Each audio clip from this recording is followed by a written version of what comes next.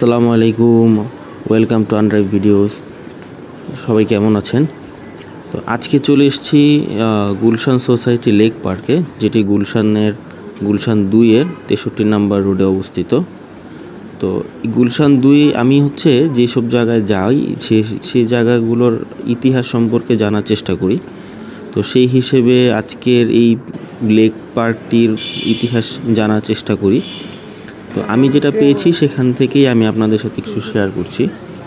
1960 সালে এই পার্কটি প্রতিষ্ঠা হওয়ার জন্য ধারণা তৈরি হয় বা পরিকল্পনা করা হয়, এবং 80 সালের দিকে 80-র দশকের শুরুতে পার্কটি উদ্বোধন করা হয়, মানুষের মানুষের জন্য উন্মুক্ত করা হয়। আর 90 সালের দিকে লেকটার দিকে লেক তৈরি করা হয়, সৌন্দর্য বর্ধন করা হয়। আর 2002 সালে গুলশান সোসাইটি প্রতিষ্ঠিত হয়, এবং গুলশান সোসাইটি প্রতিষ্ঠিত হওয়ার পর 2007 সালে গুলশান সোসাইটি তার এই লেক পার্কটির দায়িত্ব নেয় এবং হাঁটার পথ অবকাঠামো উন্নয়ন করার চেষ্টা করে, ঝর্ণা, শিশুদের খেলার মাঠ নির্মাণের চেষ্টা করে।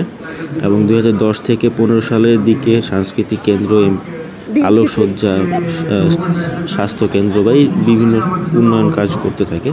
আর 2020-এর পর থেকে নিয়মিত বইমেলা ও উৎসব ও সাংস্কৃতিক অনুষ্ঠানের আয়োজন করা হয়। তো এইগুলো তো আমরা ইন্টারনেটেই পেয়েছি। তো আজকে যেটা পেয়েছি সেটা যে পার্কের মধ্যে মানুষের একটা প্রাণ দেখা গিয়েছে, যে মানুষজন হাঁটাচলা করতেছেন, কেউ জগিং করছেন, কেউ ওখানে যে ব্যায়াম করছেন, ব্যায়ামের ওনাদের আলাদা কয়েকটা গ্রুপ দেখেছি আমি। তো ওই গ্রুপগুলোতে তো ওনাদের ওনাদের খুব প্রাণোচ্ছল একটা অবস্থান আমি খেয়াল করেছি। আর লেকটিতে ঘুরে দেখার মতো অনেক কিছু আছে, যে লেক পার্কটিতে এখানে শিশুদের জন্য আলাদা খেলার জায়গা আছে, বা মোটামুটি খুব সুন্দর একটা পরিবেশ। একদম সকালবেলা যদি আপনারা যান তাহলে আপনারা এর অ্যাকচুয়াল পরিবেশটা দেখতে পাবেন, এবং শুধু সকালবেলা একটু ঘুমটা নষ্ট করে যদি যেতে পারেন তাহলে নেচারটার খুব কাছাকাছি চলে যেতে পারবেন, যেটা বলে আমার বিশ্বাস।